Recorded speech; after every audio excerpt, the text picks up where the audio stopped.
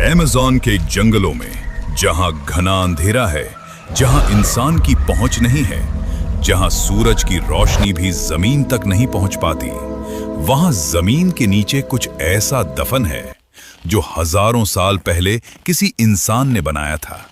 और आज वो चीज इतनी ताकतवर है कि पूरी दुनिया के वैज्ञानिक उसके सामने हाथ जोड़ने पर मजबूर हो गए हैं। एक ऐसी मिट्टी जो मरती नहीं, एक ऐसी मिट्टी जो हजारों साल बाद भी खुद को जिंदा रखती है, एक ऐसी मिट्टी जिसे इंसान ने बनाया था, लेकिन आज इंसान उसे दोबारा नहीं बना सकता। इसका नाम है टेरा प्रेता। और इस वीडियो में आप समझ जाएंगे कि आखिर ये मिट्टी क्या है, इसे किसने बनाया, कैसे बनाया, और सबसे बड़ा सवाल, वो लोग कहां गए जो इसे बनाते थे। तो चलिए सब्सक्राइब करके शुरू करते हैं इस वीडियो को। बात है आज से लगभग 450 साल पहले की। साल था 1542। एक स्पेनिश खोजकर्ता फ्रांसिस्को दे ओरेलाना अमेज़न नदी के किनारे किनारे अपनी नाव चला रहा था। उसका मिशन था सोने की तलाश।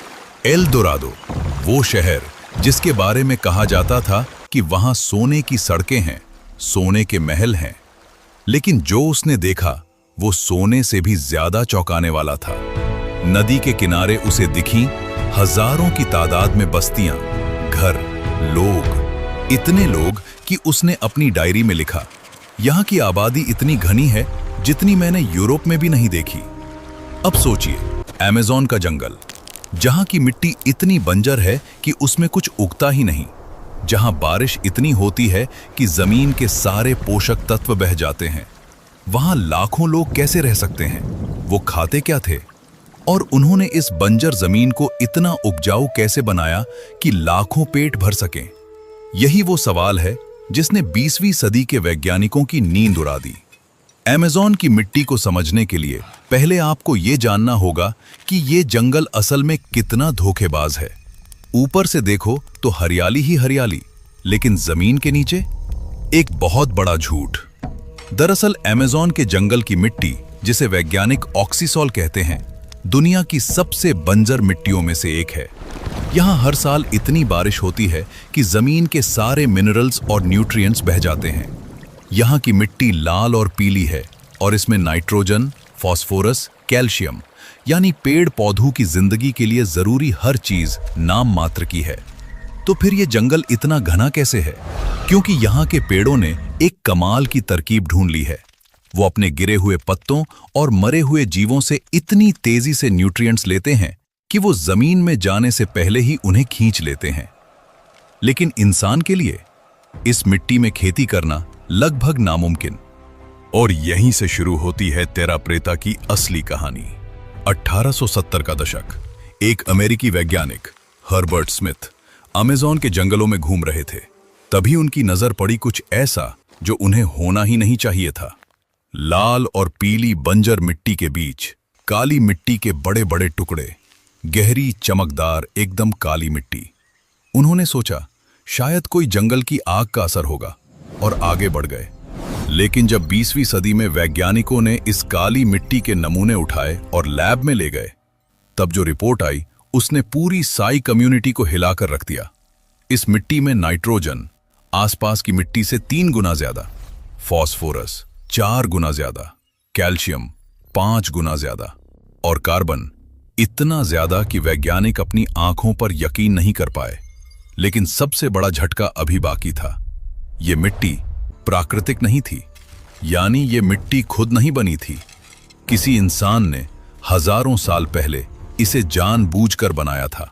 और न सिर्फ बनाया था, बल्कि ऐसा बनाया था कि ये हजारों साल बाद भी उतनी ही उपजाऊ है जितनी उस दिन थी जब इसे बनाया गया। अब सवाल ये उठता है कि आखिर ये मिट्टी बनी कैसे, किसने बनाई और क्यों बनाई? क्योंकि जब वैज्ञानिकों ने इस मिट्टी को और गहराई से खोदा तो उन्हें कुछ ऐसा मिला जिसने पूरी तस्वीर बदल दी। इस काली मिट्टी के अंदर थे जले हुए लकड़ी के टुकड़े, जानवरों की हड्डियां, मछलियों के अवशेष, खाने के बचे हुए टुकड़े और मिट्टी के बर्तनों के टुकड़े।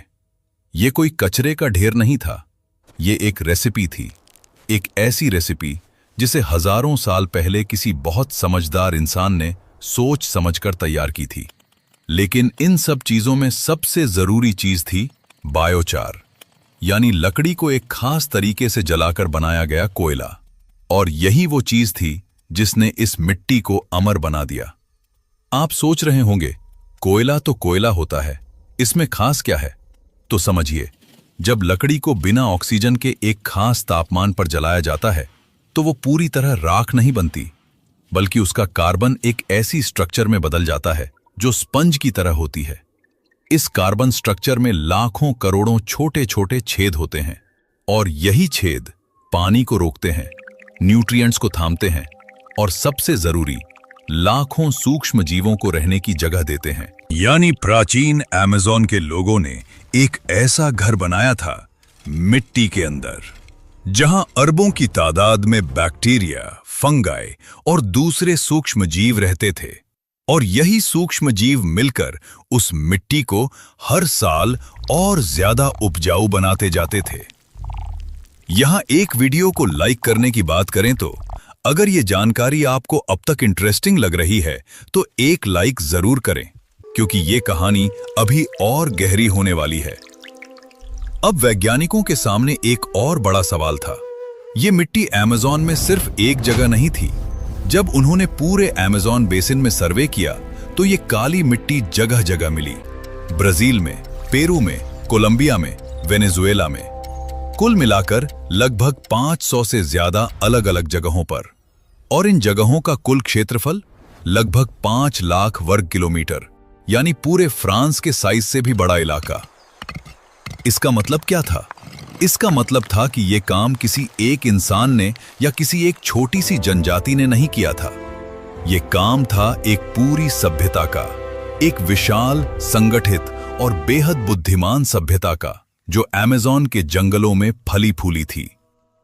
और यहीं से यह कहानी एक नया मोड़ लेती है, क्योंकि अगर अमेज़न में इतनी बड़ी सभ्यता थी तो उसके निशान कहां हैं? उनके शहर कहां हैं? उनकी इमारतें कहां हैं? आखिर वो लोग गए कहां? जब आर्कियोलॉजिस्ट्स ने इस काली मिट्टी की परतों को ध्यान से देखा तो उन्हें पता चला कि ये मिट्टी कम से कम 2500 साल पुरानी है। कुछ जगहों पर तो ये 8000 साल तक पुरानी निकली। यानी जब मिस्र में पिरामिड बन रहे थे उससे भी पहले अमेज़न में कोई इस मिट्टी को तैयार कर रहा था।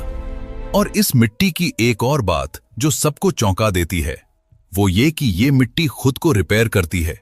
जी हां, अगर आप इस मिट्टी का एक टुकड़ा उठाकर कहीं और रख दें तो कुछ सालों में वो जगह भी टेरा प्रेता बनने लगती है, जैसे ये मिट्टी जिंदा हो, जैसे इसके अंदर कोई इंजन चल रहा हो जो कभी बंद नहीं होता। लेकिन आधुनिक विज्ञान आज तक ये नहीं समझ पाया कि ये इंजन काम कैसे करता है।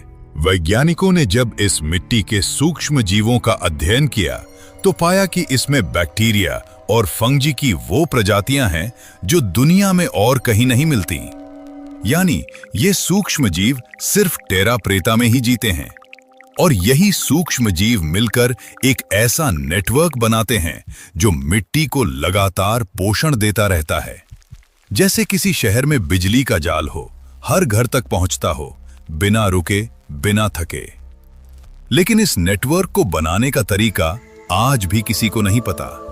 दुनिया की सबसे बड़ी लैब्स ने कोशिश की, हार्वर्ड के वैज्ञानिकों ने कोशिश की, ब्राजील के रिसर्चर्स ने दशकों लगाए, लेकिन आज तक कोई भी प्रयोगशाला में टेरा प्रेता को पूरी तरह दोबारा नहीं बना पाया। सोचिए, हम इंसान आज मार्स पर जाने की तैयारी कर रहे हैं। हमने एटम को तोड़ा है, डीएनए को पढ़ा है, लेकिन एक मिट्टी जो हजारों साल पहले बिना किसी आधुनिक टेक्नोलॉजी के बनाई गई थी, उसे हम आज तक कॉपी नहीं कर पाए। और अब वो सवाल जो इस पूरी कहानी की जान है, वो लोग कहां गए जो ये मिट्टी बनाते थे? 1492 क्रिश्चियन कोलंबस ने अमेरिका की खोज की और उसके बाद जो हुआ वो इतिहास का सबसे बड़ा त्रासदियों में से एक है। यूरोप से आए लोग अपने साथ लाए स्मॉल पॉक्स, मियासिस, इन्फ्लुएंजा, ऐसी बीमारियां जिनसे अमेज़न के लोगों का शरीर बिल्कुल अनजान था। और देखते ही देखते वो सभ्यता जिसने हजारों साल में ये काली मिट्टी बनाई थी, महज कुछ दशकों में खत्म हो गई। अनुमान है कि उस दौर में अमेज़न की 90% से ज्यादा आबादी यानी करोड़ों लोग इन बीमारियों की वजह से मारे गए और उनके साथ मर गया तेरा प्रेता बनाने का वो पूरा ज्ञान, वो रेसिपी, वो समझ जो पीढ़ी दर पीढ़ी चली आ रही थी। जब फ्रांसिस्को दे ओरेलाना 1542 में अमेज़न से गुजरा था, तब उसने लाखों लोगों की बस्तियां देखी थी। लेकिन जब 100 साल बाद दूसरे यूरोपीय खोजकर्ता उसी रास्ते से गए, तो वहां कुछ नहीं था, सिर्फ जंगल, सिर्फ खामोशी। और वो खामोशी आज भी है उन जगहों पर जहां कभी शहर थे, जहां कभी बाजार थे, जहां कभी बच्चे खेलते थे। आज वहां सिर्फ पेड़ हैं और जमीन के नीचे वो काली मिट्टी जो अभी भी जिंदा है, जैसे वो उन लोगों की याद को जिंदा रखे हुए हों जिन्होंने उसे बनाया था। लेकिन ये कहानी यहां खत्म नहीं होती, बल्कि यहां से एक नई शुरुआत होती है। आज दुनिया भर के वैज्ञानिक तेरा प्रेता को समझने की कोशिश में इसलिए नहीं लगे हैं कि ये एक इंटरेस्टिंग मिस्ट्री है। वो इसलिए लगे हैं क्योंकि ये मिट्टी आने वाले समय में पूरी दुनिया को बचा सकती है। कैसे? समझिए। आज दुनिया की सबसे बड़ी समस्याओं में से एक है क्लाइमेट चेंज, और क्लाइमेट चेंज की सबसे बड़ी वजह है हवा में बढ़ता हुआ कार्बन डाइऑक्साइड। अब तेरा प्रेता में जो बायोचार है, वो कार्बन को हजारों सालों तक जमीन के अंदर कैद रखता है। यानी अगर हम बड़े पैमाने पर बायोचार बनाकर खेतों में मिलाएं, तो हम हवा से कार्बन खींचकर जमीन में दफन कर सकते हैं हजारों साल के लिए। और ये सिर्फ थ्योरी नहीं है। आज ब्राजील, जर्मनी और ऑस्ट्रेलिया में बड़े बड़े प्रोजेक्ट्स चल रहे हैं, जहां तेरा प्रेता की टेक्निक से खेती की जमीन को बेहतर बनाया जा रहा है और नतीजे चौंकाने वाले हैं। जिन खेतों में कुछ नहीं उगता था, वहां फसलें लहलहा रही हैं।